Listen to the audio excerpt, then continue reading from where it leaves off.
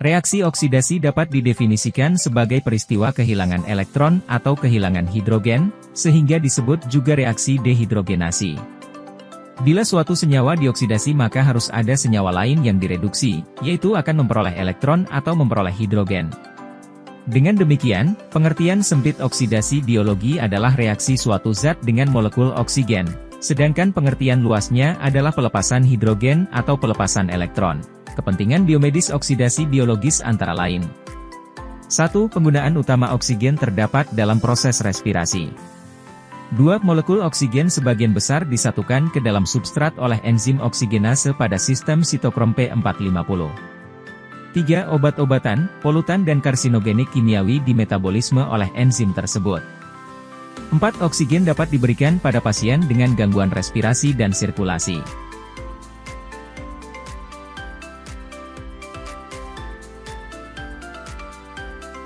Enzim-enzim yang terlibat di dalam proses oksidasi biologi, termasuk dalam golongan enzim kelas 1, yaitu oksidoreduktase. Golongan enzim ini terbagi atas 4 kelompok, yaitu 1. Oksidase.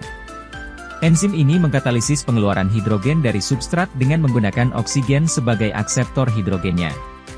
Produk akhir dari enzim ini adalah air atau hidrogen peroksida. 2. Dehidrogenase. Pada enzim ini, oksigen digunakan sebagai akseptor hidrogen. Enzim dehidrogenase memiliki fungsi utama, yaitu pemindahan hidrogen dari satu substrat ke substrat lain dalam reaksi oksidasi reduksi berpasangan. 3. Hidroperoksidase. Pada enzim ini, hidrogen peroksida atau peroksida organik digunakan sebagai substrat. Kelompok enzim ini memiliki dua jenis, yaitu peroksidas dan katalase. Peroksidas dan katalase berperan dalam melindungi tubuh terhadap senyawa peroksida yang berbahaya, karena penumpukan senyawa peroksida dapat menghasilkan radikal bebas yang dapat menyebabkan kerusakan membran sel, dapat menyebabkan kanker maupun aterosklerosis. 4. Oksigenase. Enzim oksigenase berhubungan dengan sintesis dan penguraian berbagai tipe metabolit. Enzim ini terbagi dalam dua kelompok, yaitu dioksigenase dan monooksigenase. Enzim monooksigenase sitokrom P450 mikrosom penting untuk hidroksilasi banyak obat serta steroid seperti benspiren, aminopirin, morfin, dan fenobarbital.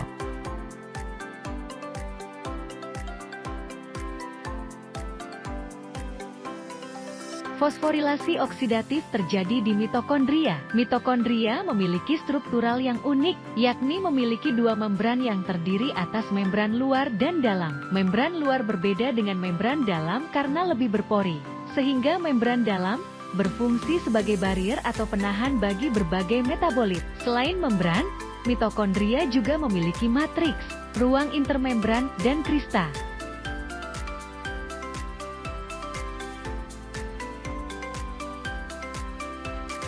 Enzim-enzim yang terlibat dalam fosforilasi oksidatif dapat dilihat pada tabel di samping ini. Kompleks 1, yakni enzim NADH dehidrogenase atau NADH koenzim C-reduktase.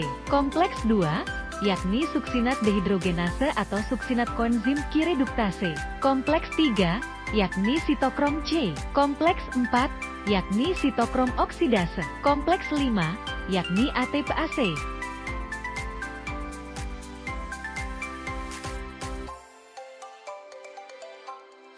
Fosforilasi oksidatif adalah proses pembentukan ATP pada saat elektron dipindahkan dari NADH atau FADH2 ke O2 oleh suatu deretan senyawa pembawa elektron. Proses pembentukan ATP berlangsung secara enzimatis dari ADP dan fosfat anorganik dengan menggunakan energi yang dikeluarkan selama proses transport elektron.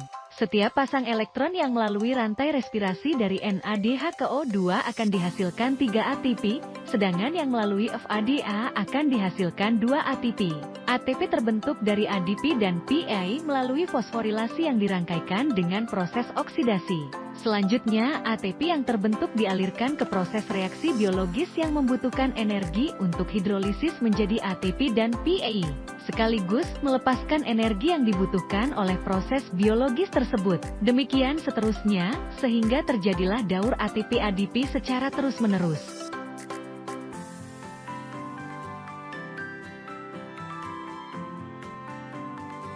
Kompleks 1 menerima elektron dari NADE. Elektron dari FADH2 ditransfer ke kompleks protein lain. Kompleks 2 yang kemudian ditangkap oleh koenzim Qi dan seterusnya. Protein kompleks yang mentransfer elektron tersebut dikenal sebagai sistem transport elektron.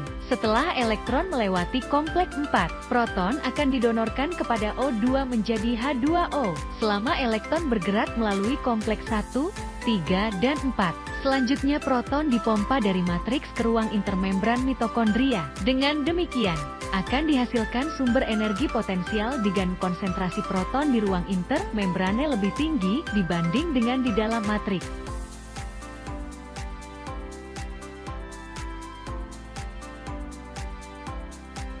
Pada jantung normal, kecepatan fosforilasi oksidatif berhubungan dengan kecepatan hidrolisis, sehingga kadar ATP tetap konstan meskipun pada saat kekuatan jantung meningkat hebat. Misalnya saat exercise atau stres katekolamin akut.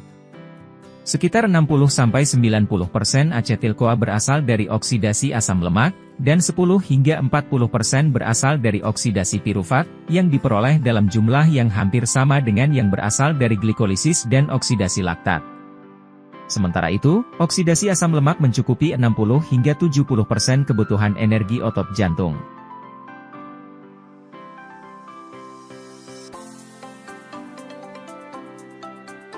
Perhatikan gambar berikut. Beberapa senyawa dapat menghambat fosforilasi oksidatif. Misalnya, pyridin A, rotenon, dan amobarbital, dapat menghambat transport elektron dari flavoprotein ke koenzim Qi. Selain itu, BAL dan antimisin A, dapat menghambat transport elektron dari sitokrom B ke sitokrom C. Demikian pula dengan, senyawa H2S, karbon monoksida, dan ion sianida, dapat menghambat transport elektron dari sitokrom A3 ke O2.